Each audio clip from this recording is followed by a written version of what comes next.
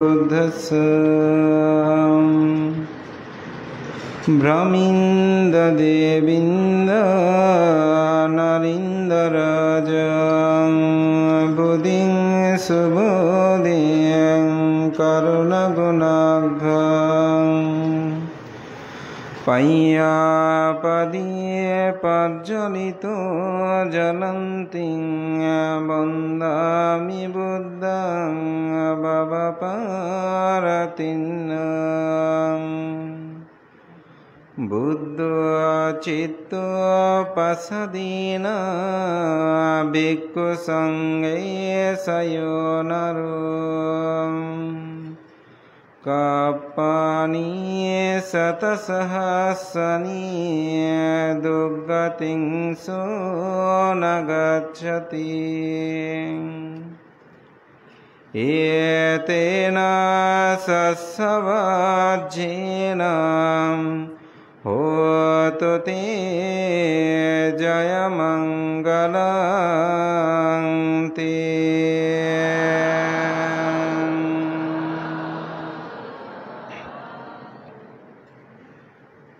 जोबरा Sugata Bihar Friday Dhamma school committee ও গ্রামবাসী কর্তৃক প্রতি মাসান্তর সধর্ম আলোচনা সভার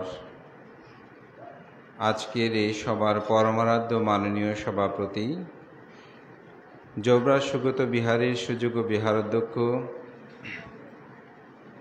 হাটাজারি অঞ্চলের আঞ্চলিক সংঘনায়ক আমার পরম কল্যাণ মিত্র বহু সংগঠনের যিনি সংগঠক আলোকিত সাংঘিক ব্যক্তিত্ব পরম শ্রদ্ধেয় পণ্ডিত শিলরক্ষিত মহাতেরো মহোদয় ভান্তের প্রতি বিনম্র চিত্তে শ্রদ্ধা অর্ঘ্য বন্দনা নিবেদন করছি।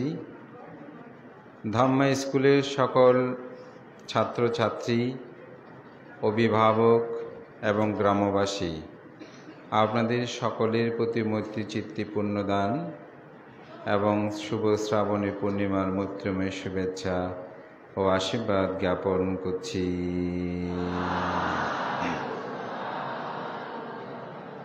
গভীর শ্রদ্ধা পূর্ণ চেতনায় স্মরণ করছি এই মাটিরই গর্বিত পূর্ণ সন্তান প্রয়াত মহামান্য উপসংঘরাজ গুণালঙ্কার মহোৎসবের মহোদয় যিনি স্বধর্ম বিকাশে কুমিল্লা অঞ্চল থেকে শুরু করে নোয়াখালী থেকে শুরু করে সমগ্র উপমহাদেশে স্বধর্ম প্রচারে যার প্রদীপ্ত ভূমিকায় যার অনন্য শিষ্য প্রশিষ্য গঠনে যার দুজন শিষ্য সংঘরাজ পদে বরিত হয়েছেন সেই পরম শ্রদ্ধেয় দশম সংঘরাজ জ্যোতিপাল মহাতেরো মহোদয় এবং বর্তমান বাংলাদেশে বৌদ্ধদের সর্বোচ্চ ধর্মীয় গুরু মহামান্য সংঘরাজ ডক্টর জ্ঞানশ্রী মহাতেরো মহোদয়ের প্রতিও বিনম্র চিত্তে শ্রদ্ধা অর্ঘ্য বন্দনা নিবেদন করছি। সাথে সাথেই এই গ্রামেরই পুণ্যপুরুষ যিনি গোবিন্দ ঠাকুর হিসাবে সাধক সিদ্ধ পুরুষ সর্বাধিক পরিচিত তাকে পুণ্য চেতনায় স্মরণ করছি। বন্দনা নিবেদন করছি এই গ্রামের জন্মজাত কৃতি সন্তান যিনি স্বধর্ম প্রচারে বিশ্বব্যাপী পরিব্যাপ্ত বাংলায় ত্রিপিটক প্রকাশের অগ্রণীয় ভূমিকা রেখেছেন পণ্ডিত পরম শ্রদ্ধেয় প্রজ্ঞাবংশ মহাতেরো এবং আমার পরম কল্যাণ মিত্র চট্টগ্রাম বিশ্ববিদ্যালয়ের যিনি পালি বিভাগের প্রফেসর আমার শিক্ষক ডক্টর জ্ঞানরত্ন মহাতেরো প্রমুখ সঙ্গের প্রতি শ্রদ্ধা অর্ঘ্য বন্দনা নিবেদন করছি। আজকে খুবই আমি প্রীত আনন্দ অনুভব করছি, বিশেষ করে ফ্রাইডে ধাম্মা স্কুল কমিটির প্রতি কৃতজ্ঞতা জানাই যে আপনারা আমাকে এরকম একটি ধর্মীয় বিশেষ করে ছাত্রছাত্রীদের ধর্মীয় শিক্ষা বিষয়ক একটি আলোচনা সভায় আমাকে আহ্বান করেছেন। এই বিহারের উপাধ্যক্ষ আমার অত্যন্ত প্রিয় ভাজন নিনন্দ ভিক্ষু সহ সকল কর্মকর্তা যাদের নাম তিনি এখানে স্মরণ করেছেন, আমি সেটা পূর্ণ সমর্থন জানিয়ে আপনাদের প্রতি আমি কৃতজ্ঞতা এবং ধন্যবাদ এবং পুণ্যদান করছি। আজকের আমার বিষয়টা সন্তানদের সধর্ম শিক্ষায় ভিক্ষু পিতামাতা এবং সমাজের করণীয় বা কর্তব্য। বিষয়টা আমি নির্ধারিত ভাবছিলাম যে ছাত্রছাত্রীদের চেয়েও এটা অভিভাবকদের বেশি উদ্দেশ্য করে বলার বিষয়। এখন আসলে তারা উপস্থিত থাকবে কিনা, কিন্তু আজকে এখানে এসে দেখছি না আমাদের অভিভাবক কমিটির কর্মকর্তা এবং ভিক্ষু সংঘ সবাই আমরা উপস্থিত আছি। সুতরাং আমার বিষয়টা আজকের এই সবার এই মুহূর্তের প্রেক্ষাপটে অত্যন্ত প্রাসঙ্গিক। সেজন্য আসলে খুব ভালো লাগছে যে সন্তানদের সধর্ম শিক্ষায় ভিক্ষু সংঘ, পিতামাতা এবং সমাজের করণীয়। আমি একটু নিচে থেকে যাব, সমাজের করণীয় সম্পর্কে যাব। তো সমাজের করণীয় বলতে আমাদের সবাইকে নিয়ে তো সমাজ, পরিবার নিয়ে সমাজ, সমাজে পরিবারের কয়েকটি পরিবার নিয়ে একটি সমাজ গঠিত হয়। তবে সমাজের করণীয় বলতে এখানে সমাজে যারা নেতৃত্ব প্রদান করে তাদের ক্ষেত্রে আসলে করণীয় বিষয়টা এই বিষয়ে উল্লেখ করা হয়েছে। সমাজের মধ্যে যারা বসবাস করে তাদের আসলে করণীয়টা কীরকম, আমি আমার ব্যক্তিগত একটা অভিজ্ঞতা দিয়ে বলি। আমার বাবা এবং আমার মা দুজনের মধ্যে মাঝে মাঝে কিছু কিছু বিষয়ে কথা কাটাকাটি হতো। কথা কাটাকাটির বিষয়টা ছিল এরকম, আমার বাবা যখন রাস্তা দিয়ে যাচ্ছে হঠাৎ একটা ছেলের অনেক চুল লম্বা দেখলো। তো বাবা ডেকে বলছে, এই তুমি কার ছেলে? তো বলতেছে, আমি অমুকের ছেলে। চুল কাটনি কেন, এত লম্বা লম্বা চুল রেখেছো কেন? এখন আমার মা বলতো, তোমার বাবার কোনো খাইদে কাম নাই যে খেয়ে চুল কাটবে না কাটবে, কার ছেলে, এগুলো নিয়ে ওনার বলার দরকার কি? রাস্তা দিয়ে হেঁটে যাচ্ছে, স্কুল টাইম, ছেলেটাকে পাওয়ার সাথে সাথেই স্কুলে যাওনি কেন, তুমি স্কুলে গেলে না কেন, এটা নিয়ে আমার বাবা জবাবদিহি নিত। এখন আমার মা এটা শুনলে বলে যে, আর কার ছেলে পড়তে যাবে না যাবে, তোমার এগুলো বলার দরকার কি? কারো ছেলে সিগারেট খেয়েছে দেখেছে, এখন আমার বাবা ওই লোকটাকে খবর দিয়েছে, অত অমুকে একটু আসতে বলো। এখন আমার বাবা ডেকেছে, বয়স্ক মানুষ গ্রামে এখন চলে এসেছে, ওবা তোমার ছেলেকে আজকে দেখলাম অমুক জায়গায় সে সিগারেট, আমাকে দেখে পালিয়েছে। তোমার ছেলের সিগারেট খানা বন্ধ করলে করো, না করলে সমস্যা হবে, আমাদের ছেলে মেয়েরও নষ্ট হয়ে যাবে, এরকম বলে শাসন করেছে। এটাকে বলা হয় সামাজিক কর্তব্য, এটাকে বলা হয় সামাজিক দায়িত্ব। আমি একটু উদাহরণটা এই জন্য দিয়েছি, আসলে সামাজিক দায়িত্বটা কি।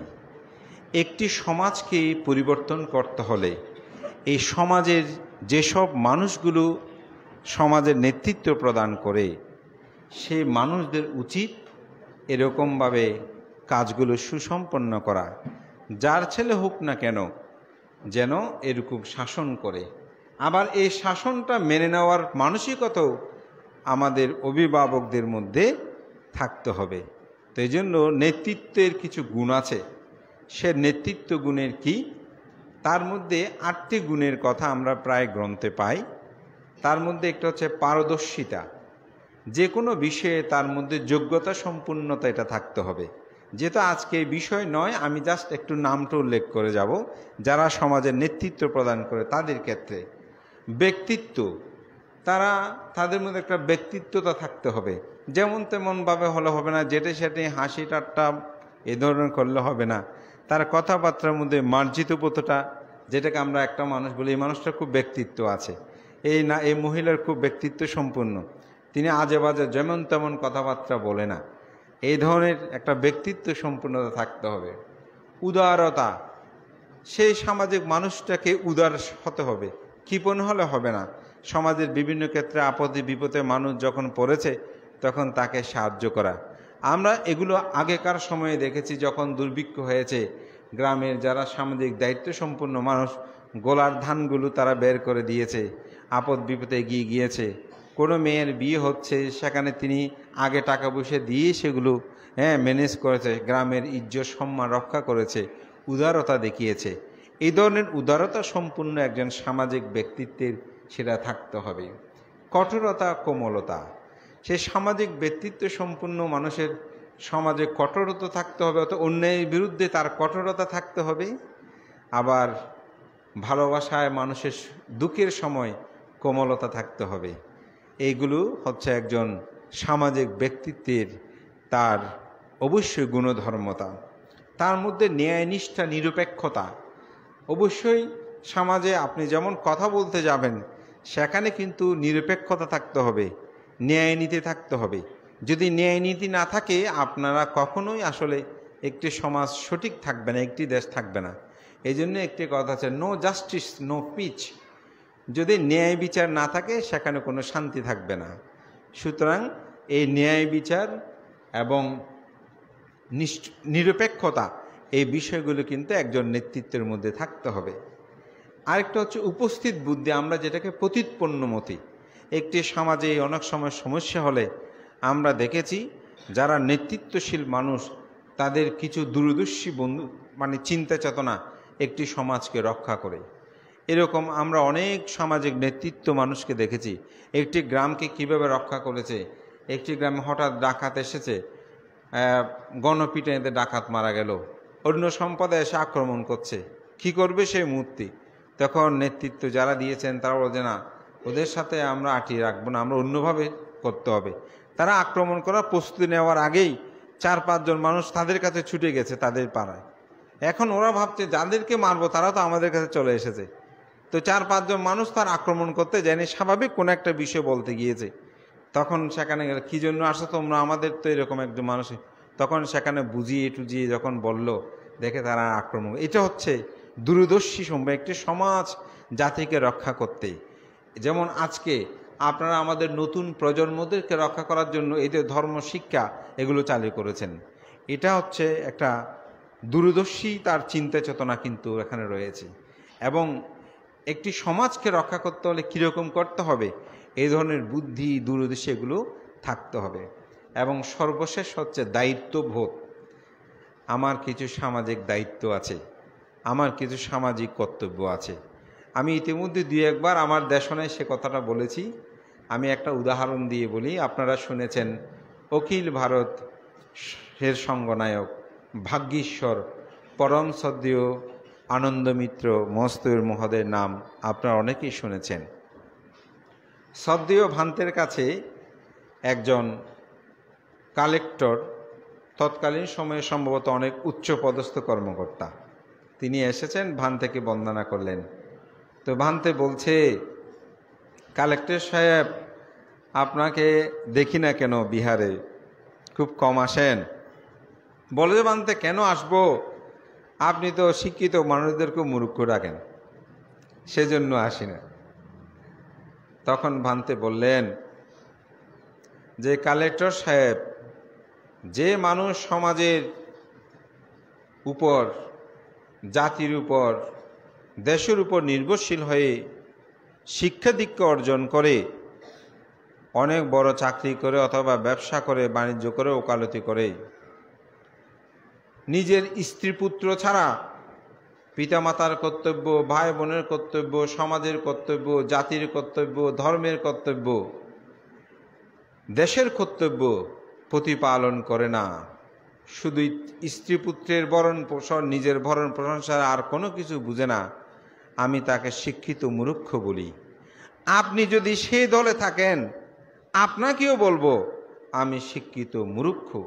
এরকম সিংহ পুরুষ ছিলেন সামনাসামনি।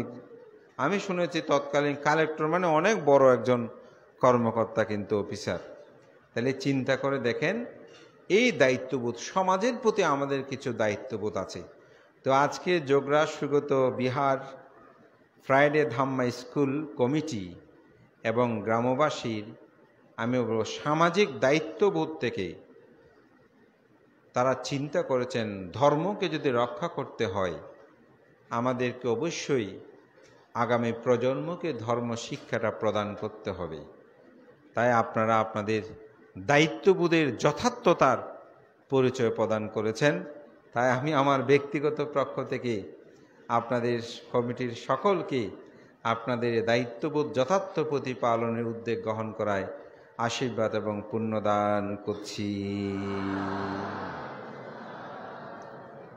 এবং আমি মনে করি বাংলাদেশের প্রতিটি বিহারের যে কমিটি আছে, সামাজিক ব্যক্তিত্বরা আছে, তাদের সামাজিক দায়িত্ব রয়েছে এই আগামী প্রজন্মদেরকে রক্ষা করার জন্য এভাবে ধর্মীয় একটা শিক্ষার জাগরণ করা। আমার সাথে যখন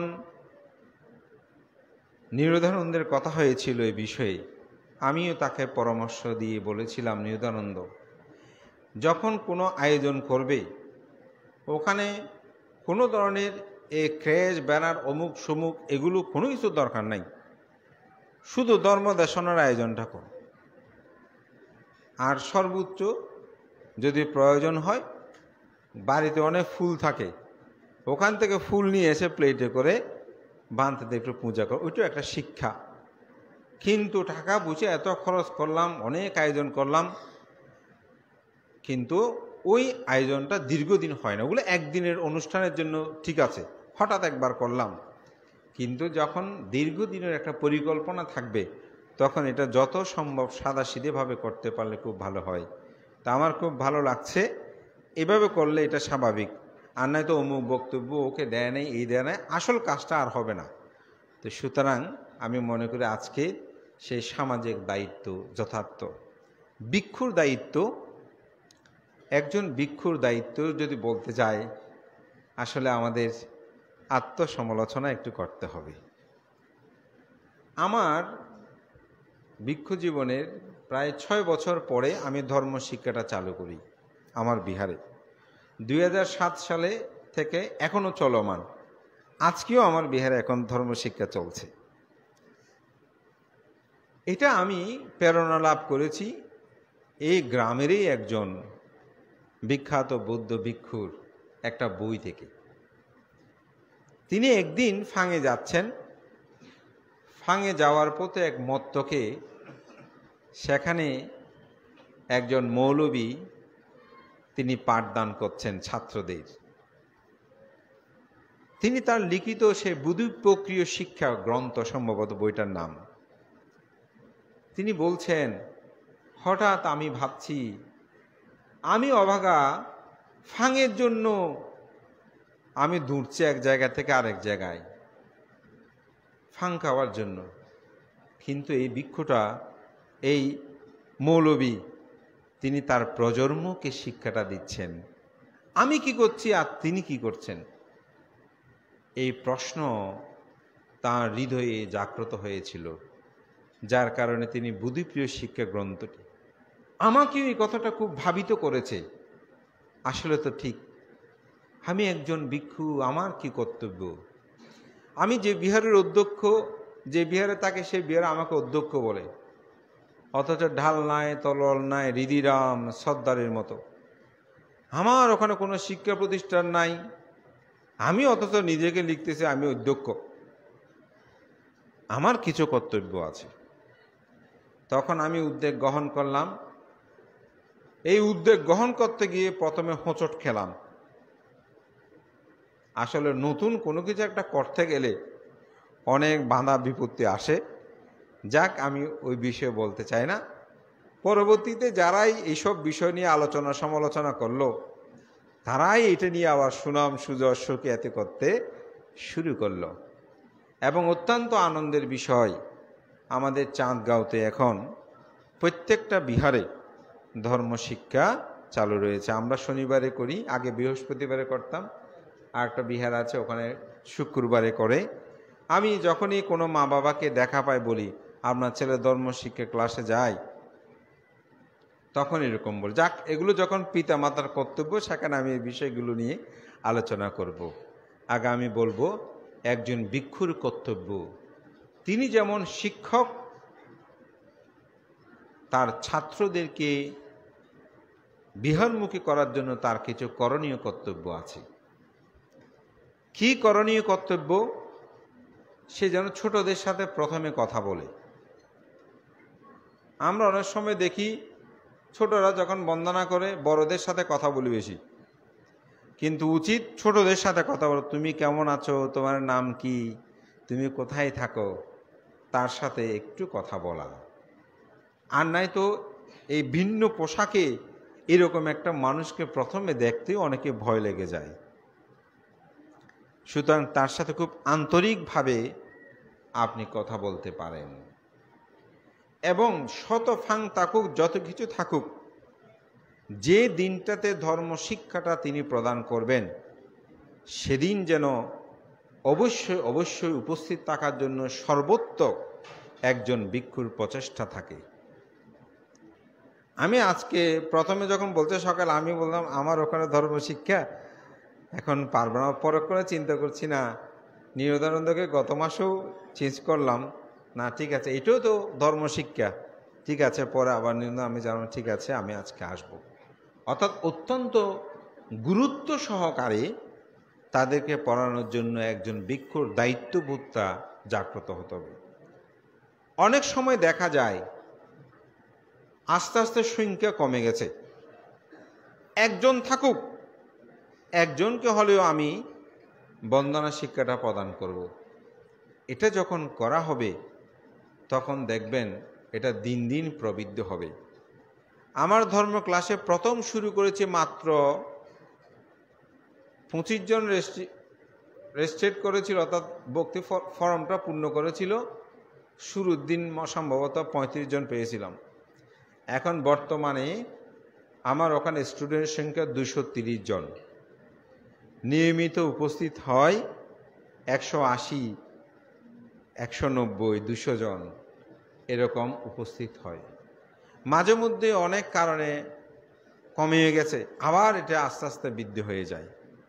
আমি বলবো একজন ভিক্ষুর, যেহেতু অনলাইনে অনেকে ভিক্ষুর এটা শুনবেন, আমি সেজন্য বলছি ভিক্ষুদের একটা করণীয় কর্তব্য যে আমার প্রতিটি বিহারে সকাল সন্ধ্যা দুবেলা বন্দনা, বিশেষ করে সন্ধ্যাকালীন যে সমবেত বন্দনাটা হয় এটা যেন অবশ্যই একজন ভিক্ষু নেতৃত্বে 6টা বা 7টা একটা নির্দিষ্ট টাইম করে সে বন্দনাটা যেন চালু রাখে যে কোনো বিহারে। এটা অবশ্যই করতে হবে, এবং এটা করতে গিয়ে সবাই হয়তো প্রত্যেক দিন আসতে না পারলেও কিন্তু সপ্তাহে একদিন তো অবশ্যই আসবে। এই বিষয়ে সামাজিক যারা ব্যক্তিত্ব আছে তাদের একটা করণীয় আছে যে আপনার ছেলে ধর্ম ক্লাসে যায় কি না, যাচ্ছে না কেন, যেতে হবে। এই বিষয়ে একটা সামাজিক বিপ্লব আমাদের মধ্যে সৃষ্টি করতে হবে। এটা ভিক্ষু এবং গেহী উভয়ের ক্ষেত্রে দরকার। ভিক্ষু যখন ফাঁঙে যাবে তখন তুমি গতদিন ক্লাসে যাওনি কেন, বা গিয়েছে তুমি, হ্যাঁ ভানতে যান, আপনি তো উপাসিকা ঠিক করছেন না, আপনার ছেলেটাকে একটু ধর্ম ক্লাসে পাঠান না। বকাঝোকা নয়, আমাকে বুঝাতে হবে, বাধ্য নয়, তাকে মৈত্রী দিয়ে জয় করতে হবে যে দেখেন ছেলে মেয়েগুলো বিপদগামী হচ্ছে, যদি ছোটবেলায় ধর্ম শিক্ষা না দেন তাহলে কি। বেশি দিন নয়, এই 15-20 দিন, 15 দিনে হবে না মনে হয়, 7-8 দিন আগে আমি বদ্দারহাটে এশিয়া হাউজিং সোসাইটিতে সকালবেলা একটা ফাঁঙে গিয়েছি। অবাক করার বিষয়, সে বিল্ডিংয়ের পাশের নিচের তলায় সম্ভবত 6টা 15 হবে, 6টা 15 কি 6টা 22 এই ধরনের টাইম হবে। দেখি যে না, বদ্দারহাটে কাঁচা বাজারের ওদিকে একটা আবাসিক আছে, ওখানে আমি দেখতেছি যে ওখানে ছোট ছোট ছেলে মেয়েদেরকে পড়াচ্ছে, ওই তাদের কোরআন শিক্ষাগুলো দিচ্ছে।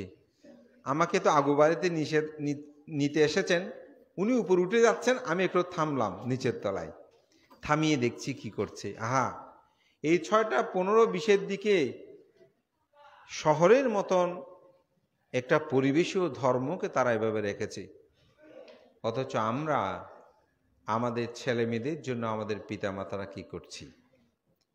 এজন্য ধর্ম শিক্ষায় আমি মনে করি ভিক্ষু সংঘদের একটা দায়িত্ব আছে, সাথে সাথে সামাজিক দায়িত্ব, এবং এরপরে যেটা সবচেয়ে গুরুত্বপূর্ণ সেটা হচ্ছে আমাদের পিতামাতা। কেন পিতামাতার কথা বলছি? একটি গাথা আছে ত্রিপিটক শাস্ত্রে, ব্রাহ্মাতি মাতা পিতারো পূর্ব আচার্যতি উচ্চারে। আমি বাকিগুলো বলছি না। পূর্ব আচার্যতি উচ্চারে, আচার্য মানে কি? আচার্য মানে কি? শিক্ষক। আচার্য মানে কি?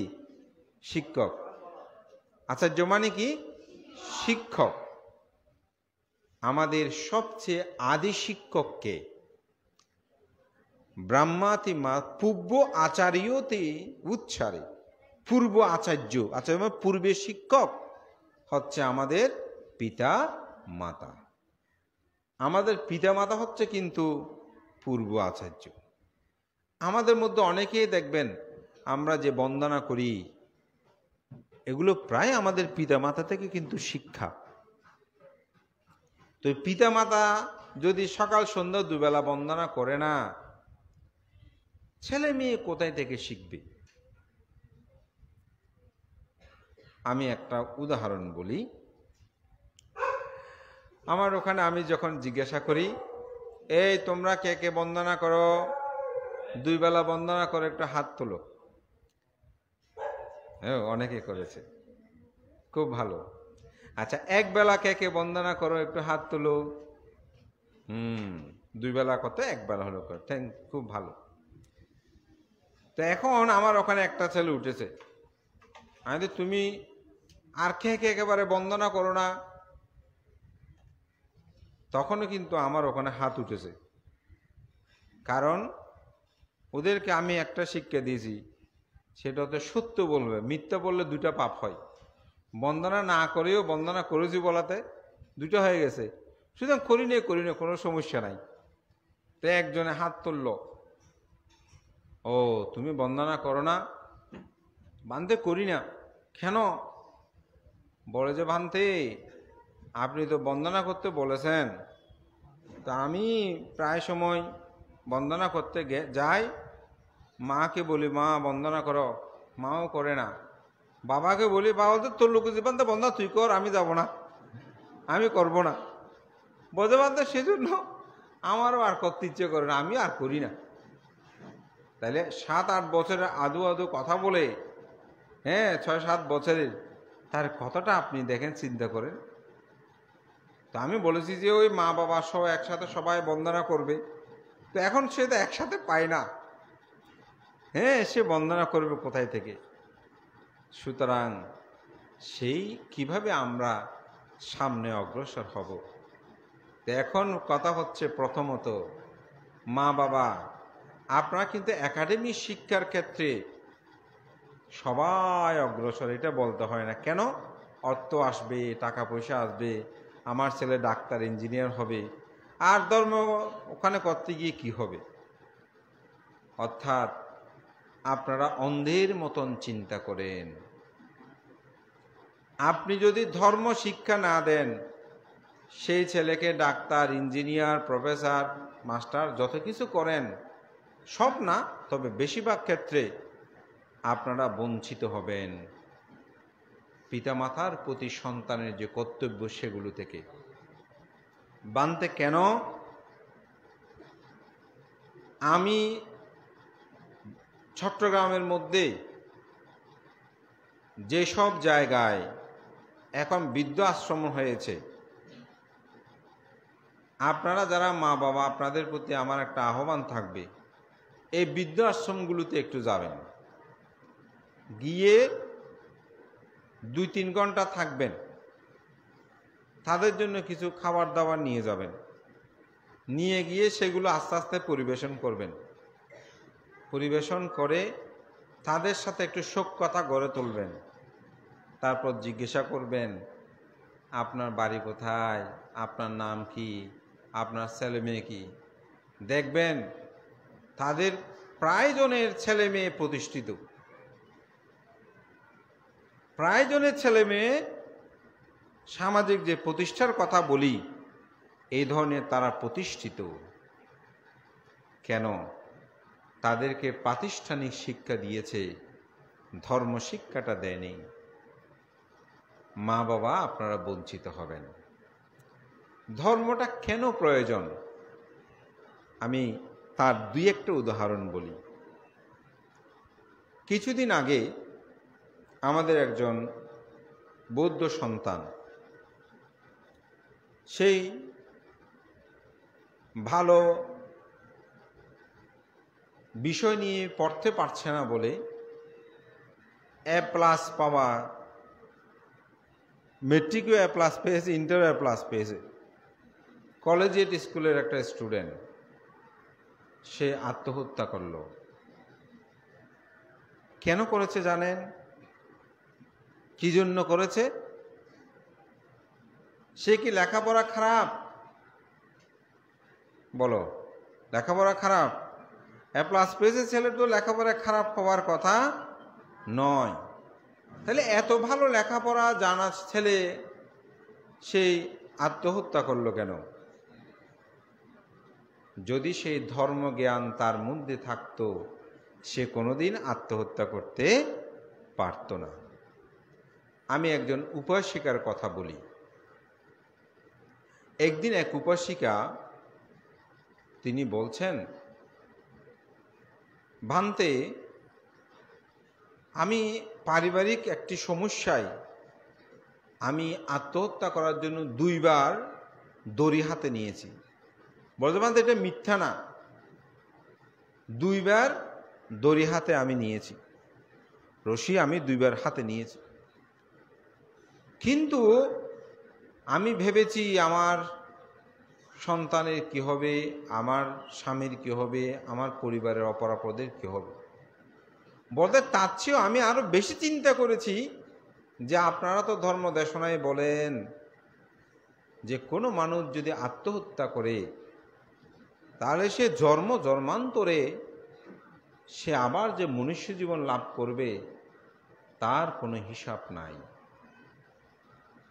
আসলেই এটা আমি আমাদের ছাত্রছাত্রীদেরকে বলছি, আমাদের উপাসক উপাসিকাদেরকে বলছি, যদি আপনি বহু মানুষ হত্যা করেন, আপনি কতদিন নরকে থাকবেন তার একটা হিসাব কিন্তু আছে। অর্থাৎ 5 বছর, 10 বছর, 100 বছর, 200 বছর। কিন্তু কোনো মানুষ যদি আত্মহত্যা করে বলে কতকাল তিনি যে নরকে থাকবেন তার কোনো হিসাব নাই। এটাকে বুদ্ধ ধর্ম দর্শনে বলে মহামিথ্যা দৃষ্টি। যত বিপদ আসুক জীবনে কোনোদিন মনে করবেন না আত্মহত্যাটাই আমার জীবনের সমাধান। না, যত কিছু উৎপন্ন হবে সব কিছু ধ্বংস হবে। দুঃখ উৎপন্ন হয়েছে সেটাও কিন্তু ধ্বংস হবে, সুখ উৎপন্ন হয়েছে সেটাও কিন্তু ধ্বংস হবে। বুদ্ধ ধর্ম দর্শন আমাদেরকে এই শিক্ষা দেয়। তো এই শিক্ষাটা যখন একজন সন্তান পাবে তখন সে কোনোদিন আত্মহত্যা করবে? কোনোদিন করবে না। ধর্ম কি শিক্ষা দেয়? সন্তুষ্টি শিক্ষা দেয়। একজন মানুষকে কি দেয়? বুদ্ধ ধর্ম বলছে না শান্তুষ্টি পারামাং ধানাং, সন্তুষ্টি পরম ধন।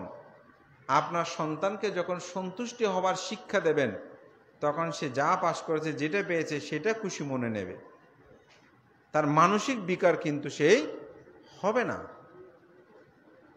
তো ধর্ম আসলে সেই শিক্ষাগুলো দেয়।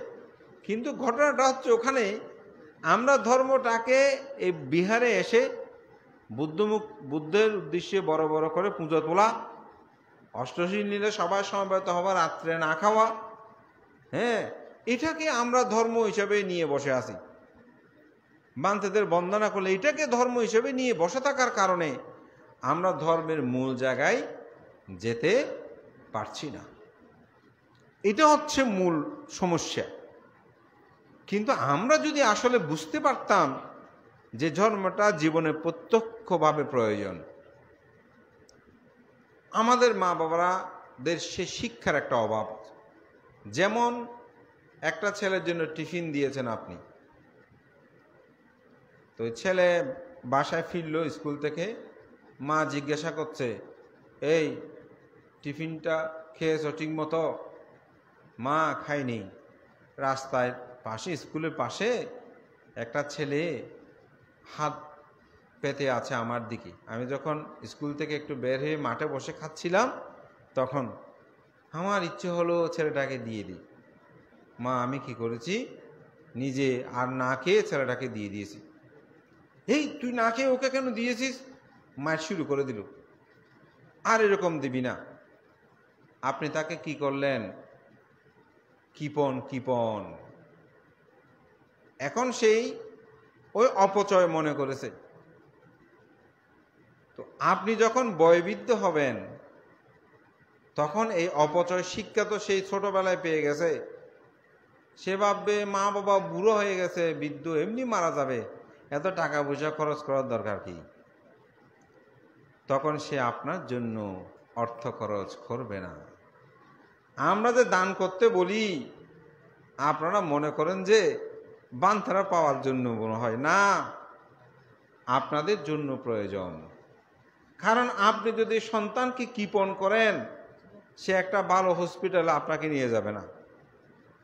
দেখবেন গ্রামের ডাক্তার একটা নিয়ে আসবে, ডাক্তার বলবে ওনার তো বেশি, আমি ওনাকে পারবো না, বড় কোনো হাসপাতালে নিয়ে যান। বলতে না, একটু দেখেন না কিরকম করা যায়। কৃপণ যে, আপনি তো তাকে ত্যাগ শিক্ষাটা দেন নাই। আপনি যখন ত্যাগ শিক্ষা দেবেন, তখন দেখবেন ও আমার মা বাবা তো বলে সবাইকে দান করতে, সেদিন তো বিহারের জন্য 50,000 টাকা দান করছি, অমুককে সেদিন টাকা দিলাম, অমুককে মা দিতে বললো, বাইকে দিতে বললো, জ্যাঠাকে দিতে বললো। আমার মার জন্য খরচ করতে হবে না, উনি তো আমার মা, আমার মার জন্য তো আরো বেশি করে খরচ করতে হবে। এই শিক্ষাটা আপনাকে ছোটবেলা থেকেই সন্তানকে দিতে হবে। এই জন্য সঙ্গদান করার পরে দানীয় বস্তুগুলো, টাকাগুলো ছেলেদের দিয়ে কেন দেওয়ায়, কখনো সেটা ভেবে দেখেছেন? আমাদের পূর্বের আচার্যরা এই শিক্ষাগুলো দিয়েছেন যাতে ছেলের মধ্যে উদার মানসিকতা, সম্পূর্ণতা তার মধ্যে উৎপন্ন হয়। ধর্মটা আসলে সেজন্য প্রয়োজন।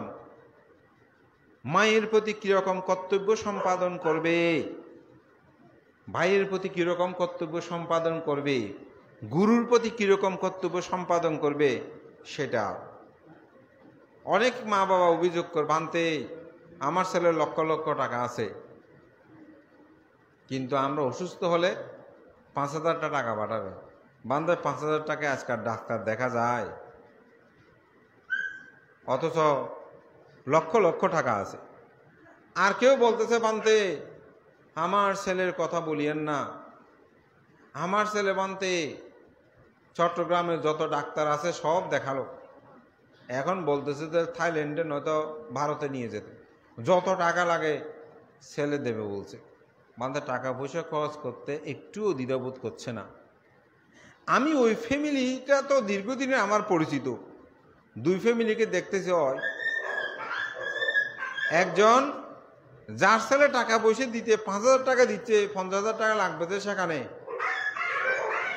আমি দেখেছি ওদের অনেকবার তাদের পরিবারকে দেখেছে বিহার কেন্দ্রিক, অমুক কেন্দ্রিক, সামাজিক, এগুলোতে তাদের টাকা পয়সা দেওয়ার ক্ষেত্রে, ত্যাগ করার ক্ষেত্রে ভূমিকা নাই।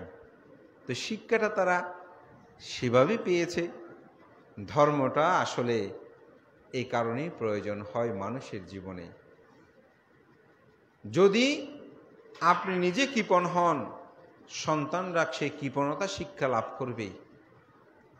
এটা শুধু আজকালকার সময়ে নয়, অতীত জীবনীয় দর্শনে আমরা সেটা দেখি। আপনারা মহামজ্ঞানেস্তবের নাম শুনেছেন না? শুনেছ তোমরা? মহামজ্ঞানেস্তবের নাম শুনেছ না? সেই পিতামাতাকে খুব ভালো জানতো। তো পিতামাতা তাকে অনেক কথা বলতে বলতে শেষে সে একটি বিয়ে করলো। কে? মহামগ্গলায়ন নস্তবীর অতীত জীবনে গৃহী থাকতেরই। তো এখন তার স্ত্রীটা ছিল খুব কৃপণ, যেমন বলে হাত দিয়ে পানি গলে না, এরকম বলে না, যাদেরকে কৃপণ হাত দিয়ে কি পানিও যায় না, দেখেছো এরকম কৃপণ? দেখেছো? আছে তো, অনেক আছে, খুঁজলে পেয়ে যাবে। তো এখন সেই তার স্বামীকে প্রতিনিয়ত বিভিন্ন কিছু বুঝাতো, এটা সেটা, এমন তেমন, এই সেই, তোমার মা বাবা এমন, তাদের জন্য খরচ করার দরকার কি, তারা তো এরকম বৃদ্ধ হয়ে গেছে, চোখে ঠিক মতো দেখে না। তো এক এক দিন এক এক রকম বলতে বলতে মা বাবার প্রতিও সে অনেকটা রুষ্ট হয়ে গেল। কার প্রতি? মা বাবার প্রতি। তখন একদিন তাকে পরামর্শ দিচ্ছে স্ত্রী বলে যে ওনাকে বেঁচে রাখার লাভ কি, তুমি একদিন পর্বতে ভিতরে একেবারে নিয়ে গিয়ে ওদেরকে মেরে ফেললে ভালো হয়। তো মা বাবা তো প্রথমে রাজি হয়নি, কিন্তু পাপের সাথে মিশতে মিশতে মানুষ পাপী হয়ে যায়। আপনি যে মদ খাওয়া কিন্তু একদিনই শিখেন নাই, খারাপের সাথে মিশতে মিশতে মদ, সিগারেট, নেশাদ্রব্য এগুলো মানুষ শিখেছে। পারিবারিক মধ্যে অনেক সময় কুটিলতা, জটিলতা এগুলো মানুষ শিখে নাই, নতুন একটা পরিবেশে এসেছে, আরেকজনের থেকে দেখতে দেখতে এই কুটিলতা, জটিলতা এগুলো শিক্ষা মানুষ পেয়ে গেছে, খারাপ পথে হয়ে গেছে। তো এখন প্রথমে রাজি না হলো, পরবর্তীতে রাজি হলো। তো মানুষের সামনে তো আর মারতে পারবে না, তখন সে বলছে একদিন মা বাবার কাছে গিয়ে, বাবা মা তোমাদের কি নিয়ে আমার একটু বেড়াতে যেতে ইচ্ছে করছে। তো ছেলের কথা শুনে মা বাবা বললো, বাবা আমরা তো চোখেও ঠিক মতো দেখি না, কিন্তু তবুও যখন তুমি বলছো তাহলে আমরা যাব। কখন যাবে? বলতে কালকেই। তো তারপরের দিন, তখনকার সময় গরুর গাড়ি ছিল, ওখানে পিতা মাতাকে তুলে নিয়ে তারপর যাত্রা শুরু করলো। যেতে যেতে একেবারে গভীর জঙ্গলে গেল, গিয়ে সন্ধ্যা নেমে আসলো। তখন সে মা বাবাকে বলছে, আমার একটু প্রাকৃতিক ডাক এসেছে, অর্থাৎ টয়লেটে যাবে, তোমরা একটু বসো। এটা বলে সে চলে গেল। ঠিক 5-10 মিনিট এরকম বলে আর একটু নীরব হলো, সন্ধ্যা হলো। সে নিজেই ওই ছেলে ডাকাত ডাকাত বলে বড় লাঠি সোটা নিয়ে বাবা মাকে পিটতে শুরু করলো, মারতে শুরু করলো। কে? ওই ছেলে। কে? মা বাবার যে সন্তান, সে মারছে কি বলে? বলে ডাকাত ডাকাত বলে। কিন্তু আসলে অন্য কোনো, নিজের ছেলে বলতে মা বাবাকে মারার জন্য এমনভাবে মাথায় শরীরে বাড়ি দিতে রাখলো, তারা একেবারে কাতর হয়ে বলতে পা ধরলো। কে? বাবা মা দুজনে। কার? ওই ডাকাতের। তো পা ধরে বলছে, ডাকাত আপনি আমাদের মারলে মারেন, কিন্তু আমাদের সন্তানটাকে মারিয়েন না। কাকে বলতেছে? ছেলে, ওই ডাকাতে ছেলে। তো ছেলের মধ্যে হঠাৎ চৈতন্য উদয় হলো, আমি কাকে মারছি? যে মা বাবাকে আমি বোঝা মনে করে আঘাত করছি, এখন সেই মা বাবা বলছে আমাদেরকে মারলে মেরে ফেলো, কিন্তু আমার ছেলেটাকে মারিও না। তখন তার মধ্যে হঠাৎ অনুশোচন উৎপন্ন হলো, আমি কি করছি। তখন সে পালিয়ে গেল।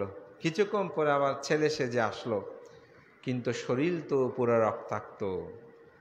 এই কর্ম বিপাকে বহু জন্ম এই মহামগ্গলায়ন নরক দুঃখ যন্ত্রণা ভোগ করেছে। সে জন্মে তিনি বুদ্ধের অগ্রশ্রাবক দ্বয়ের মধ্যে অন্যতম একজন ছিল, ঋদ্ধি প্রদান। তিনি, তার নাম যশ খ্যাতি প্রতিপত্তি যখন সর্বদিকেই বিঘোষিত হচ্ছিল, তখন তাকে হত্যা করার জন্য তৎকালীন সময়ে অন্য তীর্থঙ্করগণ অথবা অন্য ধর্মাবলম্বীরা তাকে ডাকাত লাগিয়ে দিয়েছিল।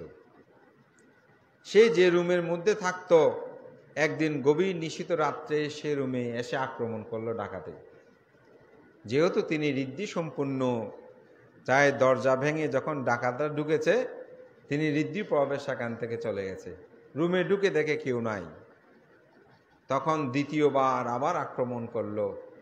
তখন তারা সেখানে গুপ্তচর লাগিয়ে দিয়েছে, যে দেখতেছে আসলে তিনি রুমের মধ্যে আছে কিনা। যেমন বরবান্ত রুমে ঢুকতেছে, আমরা দেখতেছি এখানে একটা মানুষ বসে আছে, ধরনের ঢুকে গেছে, নিশ্চিত সে খবর পাঠালো উনি এখন রুমের মধ্যে আছে। তখন তারা আবার আক্রমণ করলো। দরজা ভেঙে দেখছে ডাকাত আক্রমণ করে, উনি পালিয়ে গেছে। আবার ঋদ্ধি পাবে রুমে ঢুকে দেখে নাই। বলছে এরকম হচ্ছে কেন? তৃতীয়বার আবার আক্রমণ করলো। তখন তিনি চিন্তা করছেন, আমাকে তো 2 বার আক্রমণ করেছে, তারা পায়নি, কেন আমাকে বারবার তারা হত্যা করতে আসছে? তিনি তার অতীত কর্ম বিপাক দেখলেন। ওই যে পিতা মাতাকে আঘাত করেছিল, রক্তাক্ত করেছিল, তার কর্ম বিপাক এই শেষ জন্মেও তাকে ভোগ করতে হবে। তখন তিনি আর ঋদ্ধি প্রভাবে সেখান থেকে পালিয়ে যায়নি। দরজা ভেঙে ডাকাতরা ঢুকলো, তাকে টুকরো টুকরো করলো, মনে করেছে তিনি মারা গেছেন। তিনি তরহত মহাঋদ্ধিবান। ডাকাতরা যখন চলে গেল, তিনি ঋদ্ধি প্রভাবে তার শরীর অঙ্গ প্রত্যঙ্গের একত্রিত করে তিনি বুদ্ধের কাছে গেলেন। বুদ্ধকে গিয়ে তার নিবেদনের কথা বললেন। বুদ্ধ বলেন, যথা অভিরুচি, অর্থাৎ তোমার যেটা মনে হয়, পরিনির্বাপিত ইচ্ছে হলে ইচ্ছে, থাকলে থাকো। তখন তিনি পরিনির্বাপিত হলেন। কে? মহামোগলস্তবী। আমি এখানে এটাই বলছি, কর্মের যে বিপাক, এটি কিন্তু ভোগ করতে হবে। তো এই কর্মটা কোথায় থেকে সৃষ্টি হয়েছে? ওই কৃপণতা থেকে। বৃদ্ধ মা বাবা বৃদ্ধ হয়ে গেছে, তাদেরকে আমরা আর কি করব? তো এই শিক্ষাটা যখন আপনি ছোটবেলায় একজন সন্তানকে দেবেন, তখন কিন্তু সে মা বাবার প্রতি যে দায়িত্ব কর্তব্য ভরণ পোষণের বিষয় রয়েছে, সেটা কিন্তু সহজে প্রতীয়মান হবে। তো আমি সেজন্য আপনাদেরকে বলবো যে সন্তানকে শিক্ষাটা মা বাবার উপর নির্ভরশীল। যেমন একজন সন্তান যেন সকাল সন্ধ্যা দুবেলা বন্দনা করে, এটা যেন হয়। আপনাদের মধ্যে মাঝে মাঝে কিছু কিছু আচরণ আমাদেরকে খুব অবাক করে। আমি উদাহরণ বলি। একটি বাসায় ফান করলো, গেলাম, বলে যে বানতে আমার ছেলে মেয়েদেরকে একটু আশীর্বাদ করবেন। ও সোয়েন টোয়েন খাওয়ালো, বসলাম। বলে যে বানতে আমার ছেলে মেয়েদের আশীর্বাদ। আপনার ছেলে মেয়েগুলো কোথায়? বিদেশে? না বানতে আমার 2 ছেলে 1 মেয়ে। বানতো আপনি যখন ঢুকতেছেন ওই সময় মেয়েটা চলে গেছে, ও আজকে ওর কোচিং আছে তো বানতে, ওই জন্য তাড়াতাড়ি করে চলে গেছে। ও আচ্ছা আচ্ছা। তো ছেলে বলতে বানতে আরেকটা ছেলে, ও ও বানতে রেডি হচ্ছে, ও ভার্সিটিতে যাবে। তো আরেকটা মানতে ও রাত্রে পর্যন্ত পড়েছে, তো এখনো মানতে ঘুমাচ্ছে, উঠে নেই। কি আর বলবো মানতে, এই ছেলেদের কথা বলি না আজকাল। তা আমি বললাম উপাসীকে, আমি আশীর্বাদ কাকে করব? আশীর্বাদটা কি? আপনি সুখী হন, আপনি দীর্ঘায়ু লাভ করুন বললেই কি হয়ে যাবে? আপনি সুখী হন, দীর্ঘায়ু লাভ করুন, এটা হচ্ছে উৎসাহ, প্রেরণা। যেমন একজন মানুষ মারা গেল, আমরা পুণ্যদান করি, তিনি কি আবার জীবিত হবেন না? এটা সমবেদনা, একটা মানুষের প্রতি শুভকামনা। তিনি যে কর্ম করেছেন তার কর্ম প্রভাবে তিনি সেখানে যাবেন। আমি যদি বলি আপনি নিরোগ দীর্ঘায়ু লাভ করুন, আপনার আয়ু না থাকলে দীর্ঘায়ু পাবেন। আমি যদি বলি আপনি নির্বাণ সাক্ষাৎ করুন, দীর্ঘদিন, আপনি চুরি চামারি করছেন, আপনি কি নির্বাণ পাবেন? কোনোদিনও পাবেন না।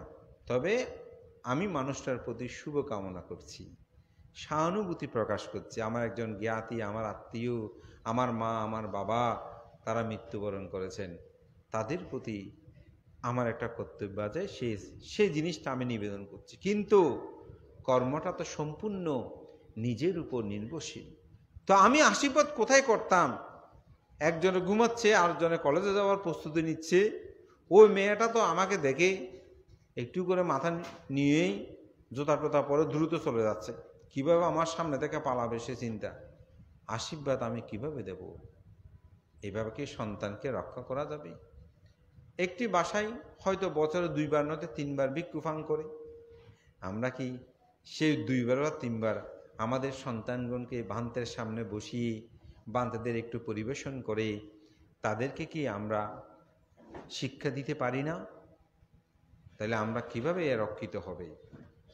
সেজন্য আমি বলবো মাতা পিতার কিছু কর্তব্য কর্ম আছে। তার মধ্যে সিঙ্গাল বা সূত্রের মধ্যে 5টি কর্তব্যের কথা বুদ্ধ বলেছেন। একদিন একটা ছেলে আমাকে এই বিষয়ে প্রশ্ন করেছে, বৈদ্যবান্তা, আপনারা শুধু প্রায় সময় মা বাবার প্রতি সন্তানের কর্তব্যের কথা বলেন, মা বাবার উদ্দেশ্যে পুণ্যদান করা, মা বাবাকে বরণ পোষণ করা, লালন পালন করা, ওষুধ লাগলে ওষুধ দেওয়ার কথা, কিন্তু মা বাবার কি কিছু কর্তব্য নাই ছেলেদের প্রতি, সন্তানদের প্রতি? হ্যাঁ, অবশ্যই আছে। বৈদ্যবান্তা, সেগুলো তো আপনারা বলেন না। ঠিক আছে, আজকে বলবো। তা আমি সেদিন সেখানে দেশনে সেটা বলেছি। তো আপনারা শুধু চাইবেন সন্তানের দিকে, সন্তানের প্রতি আপনাদের কিছু কর্তব্য আছে না? প্রথম কর্তব্য, সন্তানকে পাপ ও কর্ম থেকে দূরে রাখা।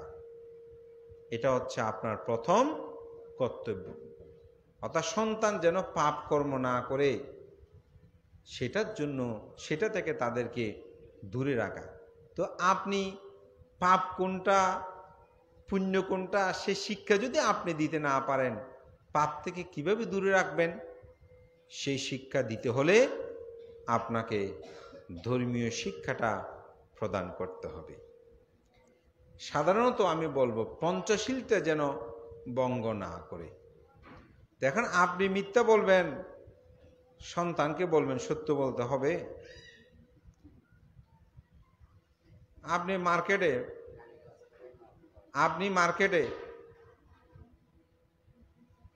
আপনার স্বামী ফোন করেছে, এই তোর বাবা ফোন করছে, আরা গরত আছি মার্কেট আসি এর নকইছি, তোমার মেয়ের সাথে কথা বলো না, তোমরা কোথায় কেমন আছো? বাবা আছি, বাড়িতে আছি তো, একটু পরে কথা বলবো। শিক্ষা কি দিলেন? মিথ্যা শিক্ষা দিলেন। বাবার সাথে প্রতারণা করেছেন, কার্ড দিয়ে সন্তান। আপনি স্বামীর সাথে প্রতারণা দিয়ে ব্যবহার করেছেন কাকে? সন্তানকে। এখন সন্তান তো শিখে গেছে, ফোন দিয়েছেন, মা তুমি কোথায়? কলেজ এখনো শেষ হয় নাই। বলে না, আজকে একটু অ্যাসাইনমেন্ট আছে তো সেই জন্য, কিন্তু সে তখন মার্কেটে। এই ছেলেটা প্রতারণাটা আপনার কাছ থেকে শিখেছে। আপনারা স্বামী স্ত্রী ঝগড়া করতেছেন, তুমুল ঝগড়া বিভেদ, গালিগালাজগুলো এগুলো অসুন্দর অশোভন, ছেলে মেয়ে এগুলো শিখে নিয়েছে। তারপর আপনি যখন একদিন ব্যতিক্রম করেছে, আপনাকে সেই গালিমন্দগুলো বলতে শুরু করেছে। অনেক আছে যে ছেলে মেয়েদেরকে মা শিখিয়ে দেয় বাবাকে বলার জন্য। অনেক বাবা আছে ছেলে মেয়েকে শিখিয়ে মাকে বলার জন্য, তোর মাকে এরকম বল, কিন্তু এক সময় তারা সেটা বলে। তাহলে আপনি কি সৎ শিক্ষা দিলেন? দেননি।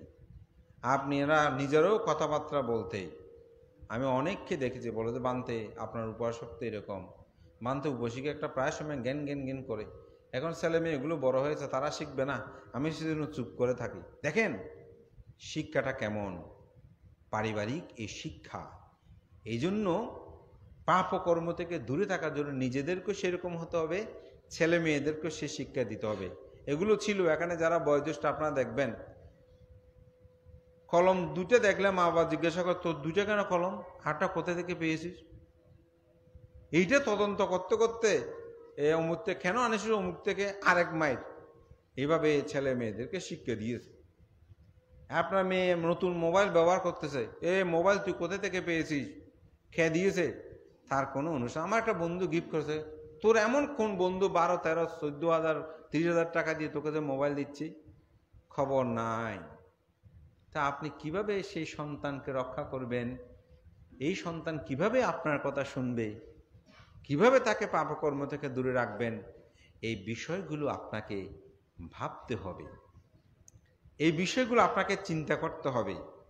আপনি যদি সুখ পেতে চান, আপনাকে প্রথমে সুখী করতে হবে, আপনাকে ঠিক করতে হবে। দেখুন ছেলে মেয়েগুলো দুই একটা ব্যতিক্রম হবে, এটা অন্য কিছু, কিন্তু সাধারণত আমাদেরকে সেই রকমভাবে চিন্তা করতে হবে। তারা যেন সবসময় কল্যাণ কর্ম করে, ভালো কাজ করে। দ্বিতীয়ত সেই জিনিসটা করতে হবে, এই যে দান করার সময় বাবা তুমি দান করো, মা তুমি দান করো, মা তুমি। আমি এই দুই একবার দেশনায় বলেছি, যেহেতু এখন বঙ্গবন্ধু নিয়ে খুব কথাবার্তা হয়, তার একটা আত্মজীবনীগুলো পড়ো, অসাধারণ দুইটা কথা বলি। একদিন বঙ্গবন্ধু যখন সে ছোট খোকা, তোমাদের জন্য বলছি, স্কুলে গিয়েছে, বৃষ্টির দিন, তো বাড়িতে ফেরার সময় সে ভিজে ভিজে আসতেছে। তো তার বাবা লুৎফুর রহমান তিনি বলছেন যে খোকা তোমার ছাতা কই? কলেজে তো স্কুলে তো যাওয়ার সময় ছাতা ছিল। বলছে বাবা আমার একটা সহপাঠী, ওর ছাতা নাই তো আমি ওকে ছাতাটা দিয়ে এসেছি। আরেকদিন শীতকালীন সময়ে সুইটার গায়ে দিয়ে স্কুলে গেছে, আসার সময় বাবা দেখতে তার সুইটার, বলে যে কি তোমার সুইটার নাই, তোমাকে সুইটারটা কই? বলে যে ওইটা আমার এক বন্ধু, ও শীতে কষ্ট পাচ্ছে, আমি তাকে সেটা দিয়ে আসছি। এটা হচ্ছে শিক্ষা। ছোটবেলা থেকে একটা শিক্ষা মানুষ লাভ করে।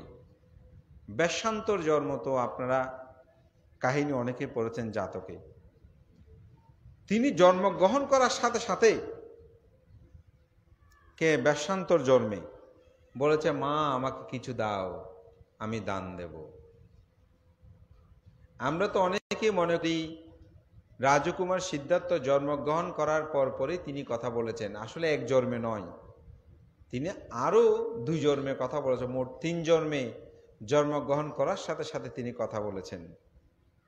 যখন তিনি মহা অসুধ কুমার হয়ে জন্মগ্রহণ করেছেন তখনও তিনি জন্মগ্রহণের সাথে সাথে একবার কথা বলেছেন।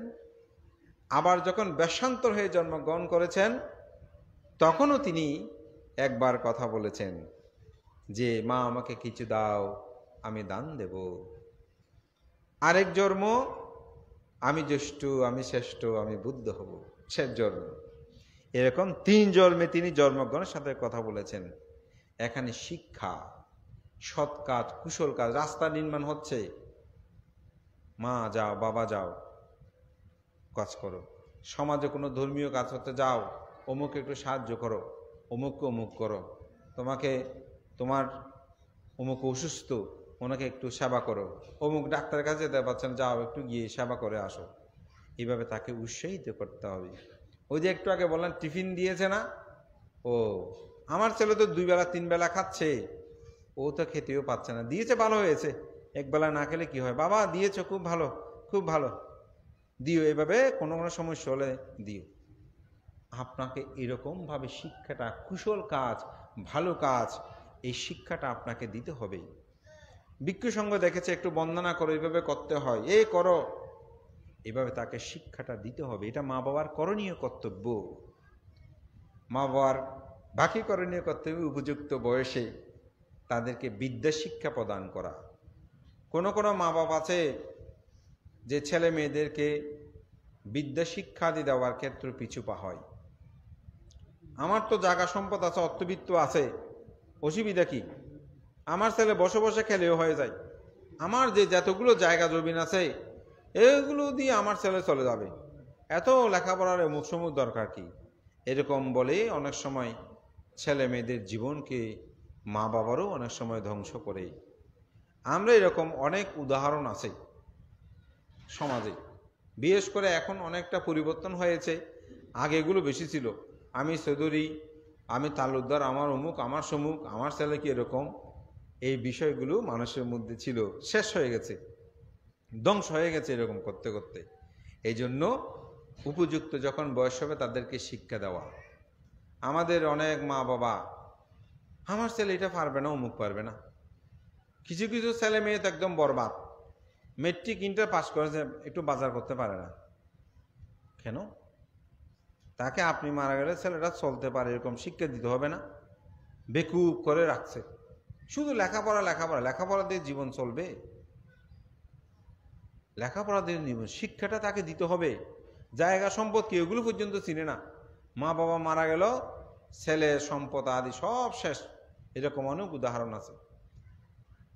আমি নাম বলবো না, ওনার ছেলেকে নিউ মার্কেটে নিয়ে গেছে, নিউ মার্কেটে নিয়ে ছেড়ে দিছে, ছেড়ে দিয়ে বলতো তুমি বাসায় চলে আসো। ছেলেকে এরকম বল, পিছনে একটা লোক লাগিয়ে রেখেছে, পয়সাওয়ালা মানুষ, বলে যে আমার ছেলেটা কোথায় কোথায় যায় দেখবে, যদি হারিয়ে যায় তাহলে তুমি নিয়ে আসবে। তো অপরিচিত লোক, ছেলেটাও চিনে না, ওই রকম একটা নিয়মার্কা নামায় দিয়ে আসছে। এখন এই বেড়া এই ছেলেটা একবার এদিকে যায় একবার এদিকে যায়, আস্তে আস্তে হাঁটতে হাঁটতে হাঁটতে হাঁটতে এই ওখান থেকে খুলশিতে চলে আসছে, অর্থাৎ বাসায় চলে আসছে। আরেকবার নাকি আমেরিকাতে নিয়ে গেছে ছেলেকে, আমেরিকার মধ্যে বলে যে বান আমি ওকে এক জায়গায় রেখে বাসায় চলে আসছি। মানুষ রেখেছে, ও তো আমেরিকা সহজে হাসবে না, যেহেতু মোবাইল আছে, সিম অমুক আছে।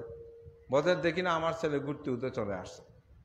আমার একদিন দেখি যে ওনার সাথে এত মিটিংয়ে নিয়ে যাচ্ছে, কাজ করাচ্ছে, অমুক করাচ্ছে। তো আমি ভাবতেছি এই হচ্ছে শিক্ষা, ছেলেকে শিক্ষা দেওয়া।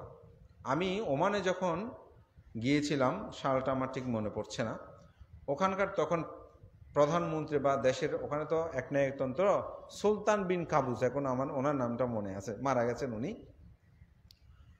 ওনাকে জার্মান একটা ট্রেনিং দিয়েছে, এমন টয়লেট কিভাবে পরিষ্কার করবে সেই শিক্ষাটা পর্যন্ত তাকে দিয়েছে। এই ট্রেনিংটা নিতে হলে সেই ধরনের। আমাদের মা বাবারা এগুলো করান, শিক্ষা নাই। এগুলো ওকে অতি সাধারণভাবে তুলে নিতে হবে। এই কিছুদিন আগে আমি তো অস্ট্রেলিয়া থেকে আসলাম, তো আমি এক বাসায় গিয়েছি। ওখানে উনি 7 জন, ওনার আন্ডারে 7 জন শিশু রেখেছেন। উনি এই 7 জনকে, মানে আমাদের দেশে যেটা প্লেতে বলি এরকম, তো ওনার ওখানে সরকার দিয়েছে, উনি 7 জন ওই রকম অ্যাকোমোডেশন ওখানে আছে। তা আমি বললাম আপনি কি কি শিক্ষা দেন? বলতে আমার ছোট স্কুল দেখেন না। তো স্বামী স্ত্রী দুজনে আমাকে স্কুলগুলো দেখাচ্ছে। তো ওখানে কাজ হচ্ছে কি, ছেলে হাত কিভাবে ধোবে, স্যান্ডেল কিভাবে পরবে, স্যান্ডেলটা খুলে কোথায় কিভাবে রাখবে, টয়লেট কিভাবে পরিষ্কার করবে, কিভাবে রাস্তা পার হবে, রাস্তা উনি প্ল্যাকার্ড নিয়ে লাইন ধরে দাঁড়াবে, কোন পাশে হাঁটবে, কোন পাশে যাবে, এই শিক্ষাগুলো তাকে দিচ্ছি। তার বাগান কিভাবে করবে, বাগানের মধ্যে চারা মাটিগুলো কিভাবে, আমরা দেখি ওখানে উনি মাটিটাটি অনেকগুলো নিয়ে আসছেন, ইট পাথর অনেকগুলো আছে, এগুলো কিভাবে সরাবে, কিভাবে রাখবে, এই শিক্ষাগুলো তাকে দিচ্ছি। এইটাও কিন্তু বিদ্যা শিক্ষা। এই শিক্ষাটা মা বাবাকে, নয়তো আপনাদের মৃত্যুর পরে সে ঠিকমতো কাজ করতে না, চোর ডাকাত হয়ে যাবে। এটা মা বাবার করণীয় কর্তব্য। যথাসময়ে বিবাহযোগ্য হলে তাকে বিবাহাদি প্রদান করা, বিবাহ, এটা মা বাবার কর্তব্য। এটা আমি বিশ্লেষণে যাচ্ছি না। পঞ্চমত কর্তব্য হচ্ছে উত্তরাধিকারী। আপনার যে সম্পদ আছে সেই সম্পদগুলো সন্তানকে সমভাবে দেওয়া। আপনি যদি এক ছেলেকে বেশি দেন, এক ছেলেকে কম দেন, এক মেয়েকে বেশি দেন, এক মেয়েকে কম দেন, বৈষম্য হবে, এটা অধর্ম হবে। তার সময়ে বন্টন করা। সিঙ্গাল বা সূত্রে সন্তানের প্রতি মা বাবার এরকম 5টি করণীয় কর্তব্যের কথা বলেছেন। এগুলো ধর্মের কথা।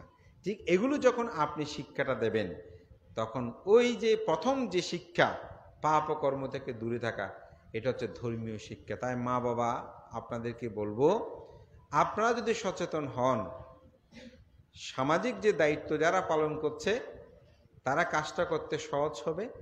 বিহারের যে ভিক্ষু আছে সে ভিক্ষু ধর্ম শিক্ষা প্রদানে সহজ হবে। তাই সদ্ধর্ম শিক্ষাটা আমাদের খুব বেশি প্রয়োজন। আপনারা সকাল সন্ধ্যা দুবেলা বন্দনাদি কর্ম সম্পাদন করবেন। ছেলে মেয়েদেরকে একটু উৎসাহিত করে করে আপনারা বিহারে নিয়ে আসবেন। তার একটা ছোট্ট উপমা দিয়ে আমার ধর্মদেশনটা শেষ করব। বুদ্ধের সময়কালে অনাথপেণ্ডিক শ্রেষ্ঠীর আপনার নাম শুনেছেন, অনাথপেণ্ডিক শ্রেষ্ঠী। তো অনাথপেণ্ডিক শ্রেষ্ঠীর একটা সন্তান ছিল, তার নাম ছিল কালো। নাম যেমন কাজও তেমন। সে নারী মদ এগুলো নিয়ে প্রতিনিয়ত মগ্ন থাকত, এগুলোই তার জীবন মনে করত।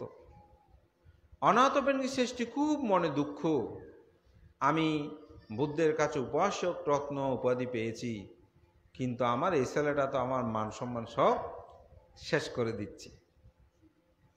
এরকম তিনি চিন্তা করত প্রায় সময়। তো ছেলে প্রায় সময় এসে বাবার কাছে টাকা খুঁজত, আমাকে টাকা দাও, টাকা, জ্বালাতন শুনতে শুনতে কিছু টাকা পয়সা দিত। একদিন আসছে, বলে যে আমাকে টাকা দাও। তখন টাকা মুদ্রার নাম ছিল তখন কাহন বলতো, স্বর্ণ মুদ্রা। তো ছেলে বলছে আমাকে টাকা দাও, আমার টাকা লাগবে। তো টাকা নিয়ে গিয়ে সে কি করে, মদ গাঁজা নারী এগুলো নিয়ে মগ্ন থাকে। তো পিতার হঠাৎ বুদ্ধি আসলো ছেলেকে একটু সৎ পথে আনতে পারে কিনা দেখি।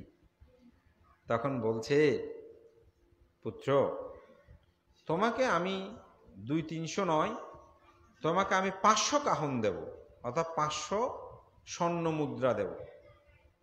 কিন্তু আমার একটা সত্য আছে। কি সত্য? বলে, অষ্টমী অমাবস্যা পূর্ণিমা মানুষজন তো বিহারে যায়, যেতবন বিহারে, আমি যেটা দান করেছি সেখানে তুমি গিয়ে যদি সেখানে রাত কাটায় আসো, অর্থাৎ একটা রাত যদি ওখানে থাকো, সকালে আসার সাথে সাথে আমি তোমাকে 500 কাহন দিয়ে দেব। কত কাহন? 500 কাহন, মানে স্বর্ণ মুদ্রা। তো ছেলে খুব খুশি হলো, বলে যে জায়গায় 200-300 টাকা নিতে বাবার অনেক বকাঝকা শুনতে হয়, ঠিক না? শোনো তোমরা, টাকা পয়সা তাইলে শোনো না? হ্যাঁ, শুনতে হয়। তো সেখানে 500 টাকা যখন 500 কাহন দেবে, তাইলে তো একটা রাত থেকে আসা কোনো ব্যাপার না। তো সেই যেতবন বিহারে গেল, গিয়ে সারা রাত বুদ্ধ ধর্ম কথা বলতেছে, কোনো কথা সে শুনছে না। তার তো উদ্দেশ্য হচ্ছে রাত কাটিয়ে যাওয়া। তো কখন ভোর হবে সে চিন্তায় মগ্ন। মানুষজন দেখতেছে সূর্য আকাশের দিকে তাকাচ্ছে, সূর্য উঠতেছে কিনা, পূর্ব দিকে বারবার দেখতেছে। যখনই ভোর হয়ে গেছে দৌড়ে চলে আসছে। বাবা তো দেখে বুঝতে পারছে ছেলে দৌড়ে আসতেছে। বলছে, বাবা আমি সারা রাত থেকেছি, আমাকে টাকা দিয়ে দাও, 500 কাহন। বাবা কোনো কথা বললো না। আগে তো 1 টাকা দিতে বকাঝকা, আজকে 500 কাহন দিয়ে দিল। সেগুলো নিয়ে মদ গাঁজা নারী এগুলো নিয়ে শেষ। তারপরে ওইদিকে আবার কখন পূর্ণিমা আসবে অবশ্যই এই সিনটা যখন আসছে, মানুষজন বিহারে যাচ্ছে, বলে ও পূর্ণিমা মনে হয়। তো বাবা হয়তো বাবা দেখি আশেপাশে ঘুরতেছে, বাবার আশেপাশে, কেন? ওই রে রাতটা একটা কাটিয়ে আসলে তো টাকা পাবে। তো বাবাও বুঝতে পারছে আমার ছেলে তো বোধহয় বিহারে যেতে চাচ্ছে, টাকা দিলে রাখছে, বোঝা আজকে বিহারে যাবে। বলতে, হ্যাঁ বাবা যাব, কিন্তু ওই 500 কাহন স্বর্ণ মুদ্রা যেন ঠিক থাকে। বলতে, না না, তোমাকে আমি 1000 কাহন দেব। তবে এবার একটা সত্য আছে। কি সত্য? বলে যে বুদ্ধ তো সারা রাত ধর্ম দেশনা করে, তুমি বুদ্ধের কয়েকটা ধর্ম কথা এসে যদি আমাকে বলতে পারো, তাহলে 500 টাকা পাবে, 1000 কাহন পাবে। সেই চিন্তা করতেছে, সারা রাত্রে বলে 2-1টা ধর্ম কথা আমি কি আর মনে রাখতে পারবো না? বলে যে বাবা ঠিক আছে। তখন সে গেল বিহারে, গিয়ে যত বনে ঘুরতেছে, মানুষজন তো ধর্ম কথা শুনতেছে, কিন্তু সে ঘুরাতে আছে। হঠাৎ মনে পড়ল, ও যদি বুদ্ধের কয়েকটা কথা মনে না রাখি, তাহলে 500 টাকা তো কমে যাব, 1000 টাকা তো আর পাবো না। দেখি একটু বুদ্ধ কি বলে, একটু শুনি। তখন বুদ্ধ আনুপূর্বিক ধর্মদেশনা করতে লাগলো, দান কথা, শীল কথা, ভাবনা কথা। দান করলে পুণ্য হয়, শীল পালন করলে পুণ্য হয়, ভাবনা করলে চিত্ত বিশুদ্ধি হয়। পঞ্চশীল থেকে শুরু করে দান ধর্ম পুণ্য কর্মের ব্যাখ্যা করতে লাগলো। এই কালো বুদ্ধির এই অনিত্যময় ধর্মকথা, অমিতময় ধর্মকথা শুনতে শুনতে তার যেন মনে হচ্ছে, ওহো, আমার জীবনটাকে কেন আমি ধ্বংস করছি? আমি কেন প্রতিনিয়ত পঞ্চকাম গুণে নিজেকে নিমগ্ন করছি? এই জীবন তো অসার, যে কোনো সময় আমার মৃত্যু হতে পারে। তখন আমার জীবনটা কোথায় যাবে? আমি এই যে পাপকর্ম করছি, সমাজের নিন্দিত হচ্ছি, আমি কেন করছি? বুদ্ধির কথা যতই শুনছে তার ততই ভালো লাগছে। শুনতে শুনতে শুনতে যখন সকাল হলো, সাথে সাথেই বুদ্ধের ধর্মদেশনা শেষ হলো। তার মধ্যে ধর্মচক্ষু জ্ঞান উৎপন্ন হলো।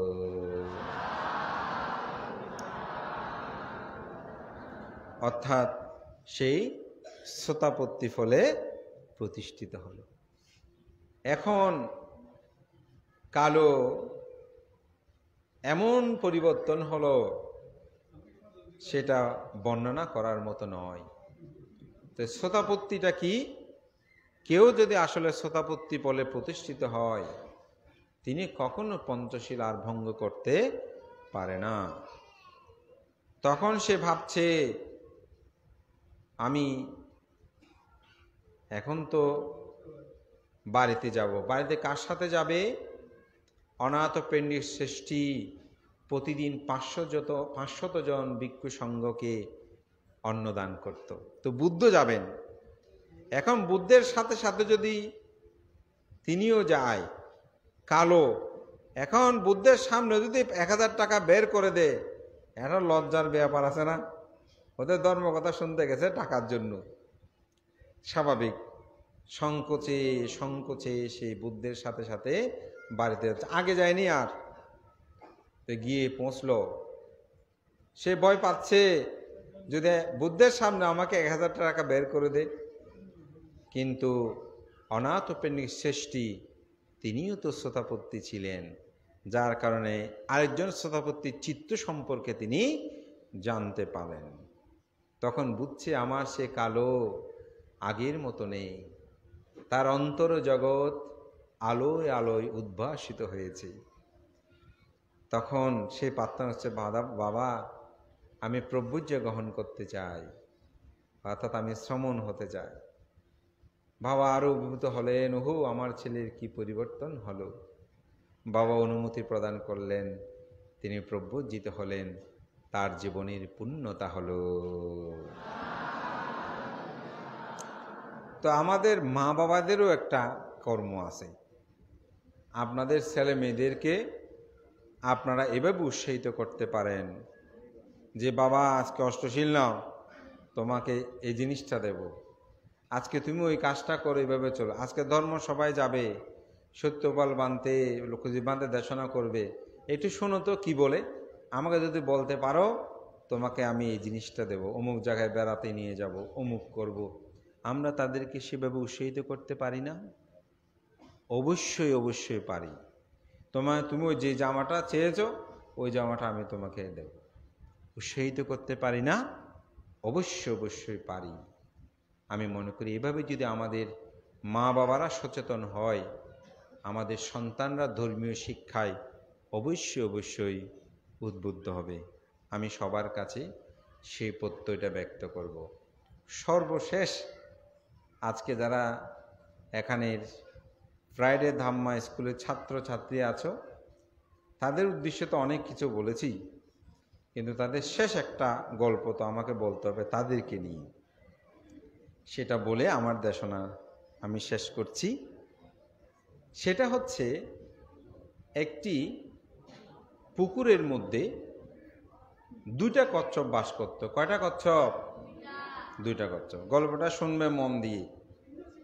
একটা ছিল বৃদ্ধ কচ্ছপ, আর একটা ছিল যুবক, মানে একটা ছোট, তোমাদের মতন ছোট একটা ছোট কচ্ছপ, আর একটা হচ্ছে কি বৃদ্ধ কচ্ছপ।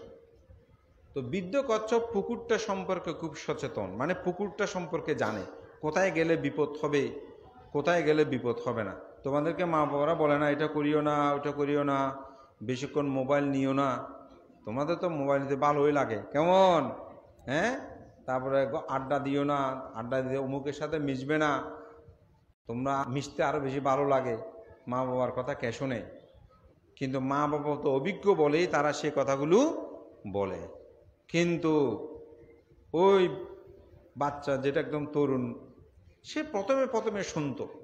যখন একটু এই ধরনের ইন্টারের পরে এই ধরনের বয়স হয়েছে, হ্যাঁ, একটু তারুণ্য এসেছে, মেট্রিক পাশ করলো, স্কুলে যাচ্ছে, কলেজে যাচ্ছে, একটু নতুন নতুন, হ্যাঁ, নীল রং দেখছে, এখন সে ভাবছে এই বৃদ্ধ কচ্ছপ আমাকে ওই জায়গায় যে যেতে নিষেধ করে পুকুরের মধ্যে, মনে হয় সেখানে খুব ভালো খাদ্যদ্রব্য আছে, আমি গেলে তো উনি আর পাবে না, সেজন্য আমাকে যেতে নিষেধ করে, আর উনি গিয়ে বোধহয় সেখানে খেয়ে আসে।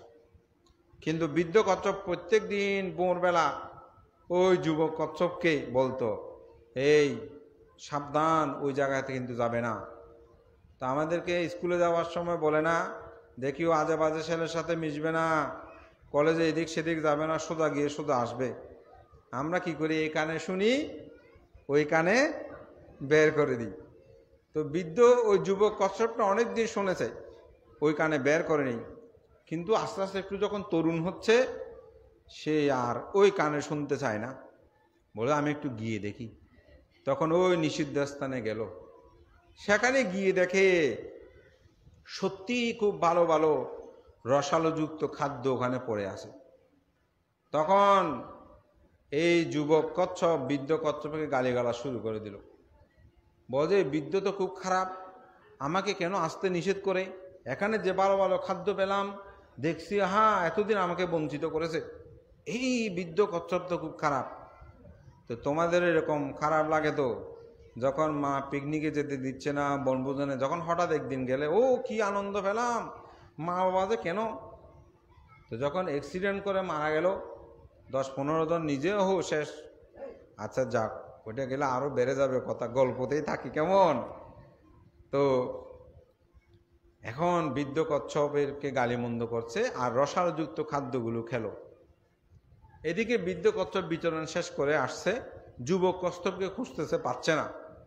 কিছুক্ষণ পর সে আসছে, বলে হে যুবক কচ্ছপ, কোথায় গেলে এতক্ষণ, তোমাকে দেখছি আজকে ওখানে দেখতেছি না যে তোমাকে।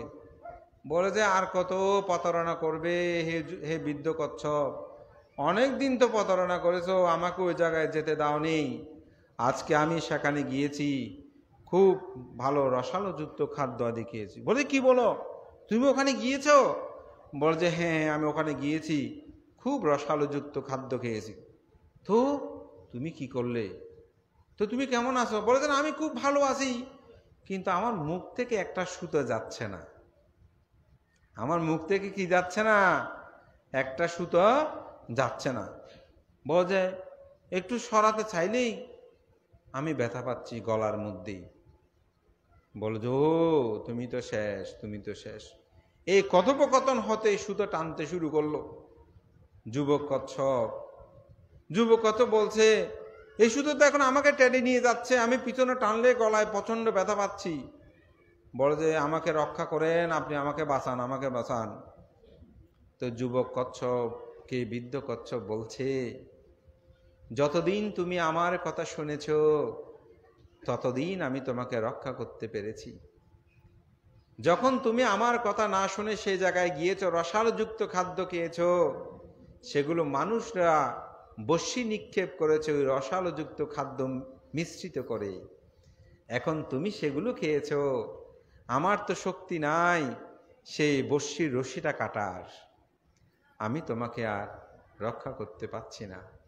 তো ওই যুবক কচ্ছপ মূলত রসালোযুক্ত খাদ্য কি ওই বস্যি দিয়ে ফেলেছে, ওগুলো খেয়েছে, এখন ধরে তাকে উপরে তুলে নিয়ে গেছে গরম পানির মধ্যে ডুবিয়ে। কচ্ছপ কিভাবে করে জানো, গরম গরম পানি, উত্তপ্ত পানির মধ্যে এরকম ডুবিয়ে চেপে ধরে হত্যা করে, তারপর নেই। শুনেছি, আমি দেখিনি কোনোদিন, আমি জীবনে না দেখি সেটাও ভাবি যেন জীবনে দেখতে না, তোমরাও যাতে না দেখো, আমাদের উপাসিকা উপাসা আপনারাও যেন না দেখেন, এভাবে হত্যা করলো। এটা একটা রূপক গল্প। তা আমাদের মা বাবা, আমাদের ধর্মীয় গুরু, আমাদের গ্রামে যারা কর্তব্যপরায়ণ, তারা আমাদেরকে এরকম শিক্ষা দেয়, তোমরা এটা করো না, অমুক খারাপ ছেলের সাথে মিশো না, অমুকদের সাথে বন্ধুত্ব করবে না, কেমন আছে ভালো আছে তার চেয়ে বেশি কথা বলবে না। আমরা শুনি না, যখন ওই রসালোযুক্ত খাদ্য মিষ্টি মিষ্টি মনে করে খেয়ে নিই, যখন টেনে নিয়ে যাই তখন এদিকেও আসতে পারি না, আর ওদিকে গিয়েও শান্তি পায় না। সেজন্য মা বাবার কথা শুনতে হবে এবং ধর্মীয় শিক্ষায় আমি মনে করি আমাদেরকে শিক্ষিত হতে হবে।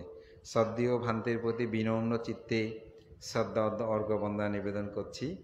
আবারও প্রিয়ভাজন নির্ধনানন্দ সহ Jobra Sugata Bihar Friday Dhamma school committee ও গ্রামবাসী আপনাদের সকলের প্রতি কৃতজ্ঞতা জানাই।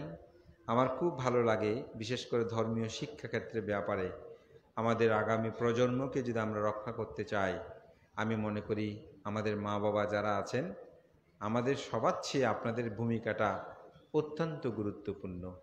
আপনারা সেই ভূমিকাটা রক্ষা করে চলবেন। গ্রামের যারা সামাজিক দায়িত্ব, তার দায়িত্ব পালন করছেন। ভিক্ষুরা ধর্মীয় শিক্ষা সেই ক্ষেত্রে তারা পালন করছে।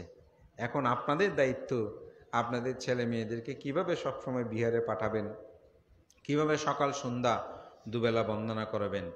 আমাদের শ্রদ্ধেয় উপসংগরাজ ধর্মপ্রিয় মহাতের মহোদয় একটি কথা বলেন যে সকালবেলা বন্দনা না করে যদি কোনো আহার গ্রহণ করে সে আহারটা হয় পেত আহার।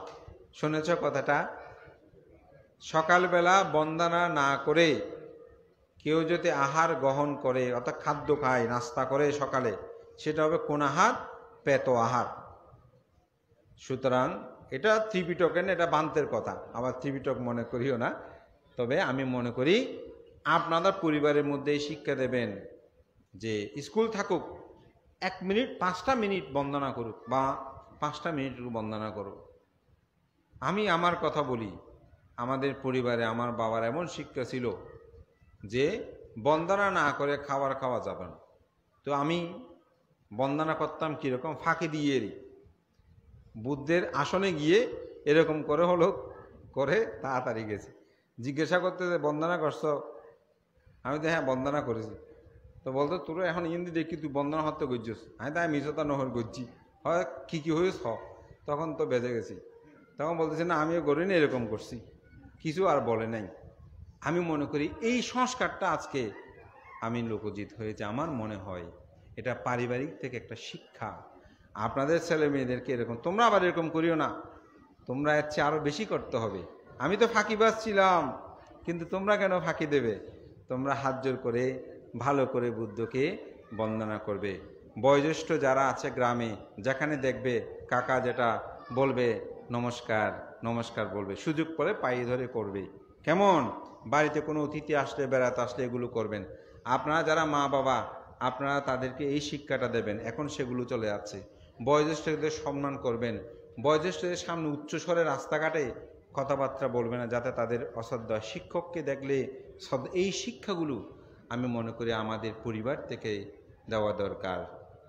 আপনাদের সবার উত্তর শ্রীবিদ্যা কামনা করে আমার নাতি দীর্ঘ ধর্মকথার শেষান্তে আমি যে গাথাটা ভাষণ করেছি যে বুদ্ধচিত্ত পাসাদেনা বিজ্ঞ সাঙ্গে সায়নারো কাপ্পানি সাতাসানি দুর্গতিং শোনাগাচ্ছাতি। বুদ্ধ একটা পেচককে উপলক্ষ করে এই কথাটা বলেছিলেন তার ডানা মেলে বুদ্ধকে বন্দনা করা নিয়ে। তো সুতরাং আমরা তো মানুষ, তাই আমরা প্রতিনিয়ত যদি বুদ্ধ ধর্ম সঙ্গের স্মরণে থাকি, আমি মনে করি আমরা স্বর্গ নয় তাৎসী উচ্চ আমাদের যে নির্বাণ, সেটা আমরা সাক্ষাৎ করব। সকলের এই প্রত্যয় ব্যর্থ করে শ্রদ্ধেয় আজকের সভাপতি, আমার পরম আরাধ্য পরম শ্রদ্ধেয় সুগত বিহারের অধ্যক্ষ ভান্তে অসুস্থ সময়ে দীর্ঘ সময় বসে তিনি যে সভা পরিচালনা করে, ভান্তের প্রতি কৃতজ্ঞতা বন্দনা জানিয়ে আমাদের ছাত্রছাত্রী যারা, তাদের সবাইকে আমি আশীর্বাদপূর্ণ দান অভিনন্দন করি। আজকে খুব সুন্দর করে প্রার্থনা করেছে আমাদের ভূমিকা, হ্যাঁ, এত সুন্দর প্রার্থনা আমাদের, এবং তারা খুব সুন্দর পুষ্প দিয়ে পূজা করে ছাত্রদের এই যে শিক্ষা, আমি মনে করি এরাই আমাদের আগামী প্রজন্মের সধর্মের কাণ্ডারি হবে, তারাই আমাদের শাসন সদ্ধর্মকে রক্ষা করবে।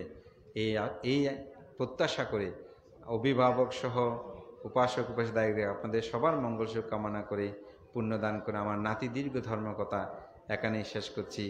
জগতের সকল প্রাণী সুখী হোক।